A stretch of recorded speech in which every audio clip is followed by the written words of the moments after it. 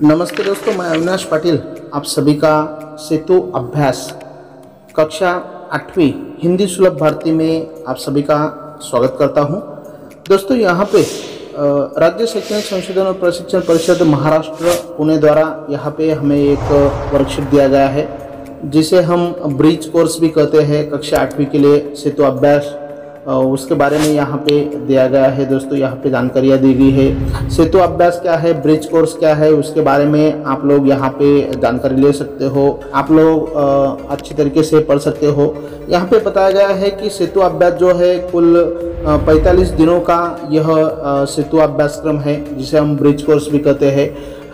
हर दिन हमें क्रम से अध्ययन दिवस हमें दिए गए हैं, 45 दिन है। उसमें से हर दिन हमें एक कार्यपत्र दिया जाएगा और उस कार्यपत्र का हमें ध्यान से पढ़कर वह वर्कशीट हमें सॉल्व करना है। तो चलिए शुरुआत करते हैं पहले दिन से। यहाँ पे अध्यापकों के लिए भी निर्देश दिए गए हैं। दोस्तों, यह भी बहुत ज़रूरी है, इसे हमें ध्यान से पढ़ना चाहिए। और उसके बाद यहाँ से इसका जो हिंदी सेतु पाठ्यक्रम है कक्षा 8वीं का यहाँ पे पाठ्यक्रम दिया गया है। दोस्तों, जो 45 दिनों का जो पाठ्यक्रम है किस प्रकार होगा उसके बारे में भी जानकारी यहाँ पे दी गई है एक तालिका में, जिसे हम देख सकते हैं। और इसमें आप लोग देख रहे होंगे कि यहाँ पे हमें 3 कसौटियाँ देनी है। पहली कसौटी जो है 15वां जो दिन होगा उस दिन हमें एक कसौटी देनी है 15 अंकों के लिए। उसके बाद 15 दिन के बाद बराबर हमें दूसरी कसौटी देनी है 15 अंकों के लिए।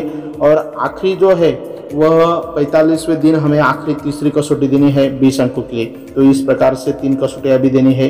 तो चलिए दोस्तों, पहले दिन से हम शुरुआत करते हैं। कक्षा 8वीं के लिए क्षेत्र है श्रवण और भाषण, कौशल योग्यता है मौखिक भाषा विकास, संबोध है यहाँ पे कविता गीत दिया है। अपेक्षित कौशल यहाँ पे दिया है विभिन्न सामाजिक एवं प्राकृतिक मुद्दों घटनाओं के प्रति चिकित्सक विचार करते हुए विषय पर चर्चा करते हैं।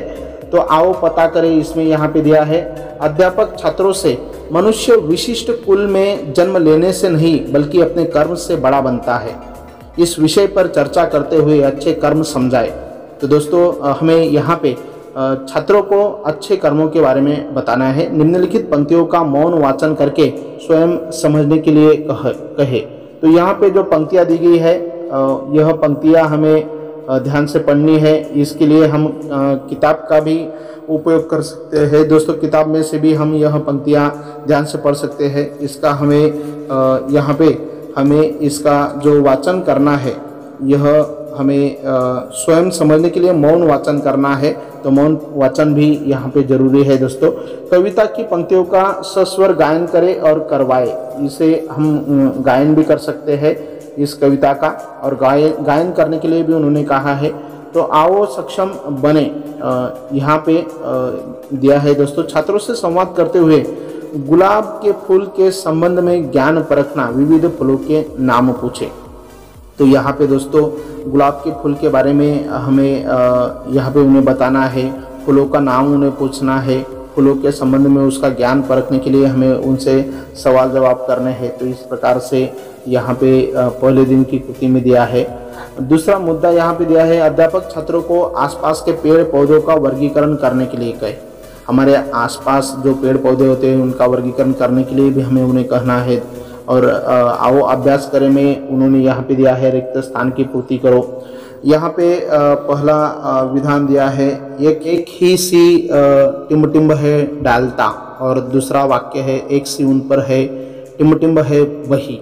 तो यह दो जो वाक्य है यह दोनों का हमें रिक्त स्थान जो है वह कविता के माध्यम से हम पूरी कर सकते हैं। तो दोस्तों, अगले साल का जो किताब थी हिंदी की जो किताब है उसमें से हम यह कविता पढ़ सकते हैं और उस पर यह वाक्य हम पूरे कर सकते हैं, विधान हम लिख सकते हैं। में दूसरा सवाल है अपने पसंदीदा फूल के बारे में लिखो। अपना जो भी पसंदीदा फूल होगा उसके बारे में लिखने के लिए यहाँ पे हमें छात्रों को कहना है।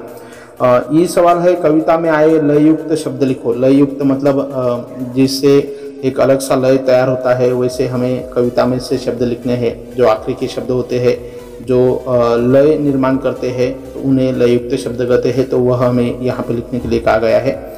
आओ सृजन करें में यहाँ पे दिया है छात्रों से उचित हाव भाव लय ताल के साथ कविता का पाठ करवाए। तो इस प्रकार हमें हाव भाव लय ताल के साथ उनसे हमें कविता का पाठ करवाना होगा। पूरक साहित्य स्रोत भी यहाँ पे दिया है दोस्तों। कक्षा 8वीं के पाठ्यपुस्तक का उपयोग करें। कक्षा 8वीं का जो पाठ्यपुस्तक है उसका हमें उपयोग करना है। यहाँ पे एक QR कोड भी दिया है जिसे हम स्कैन कर सकते हैं और उसमें जो भी वीडियोज होगा, ई कंटेंट होगा, वह हम उसका उपयोग भी कर सकते हैं। तो इस प्रकार दोस्तों पहले दिन पर आधारित यह हम पहले दिन का जो स्वाध्याय है, पहले दिन का जो यहाँ पे दिया है श्रवण और भाषण क्षेत्र पर आधारित, तो इसके बारे में हम बता सकते हैं। तो यह छात्रों से हमें करवाना है और इसकी सहायता हमें ज़रूर जो कुछ हमें कसौटी देनी है उसके लिए ज़रूर होगी, ऐसा मुझे लगता है। धन्यवाद।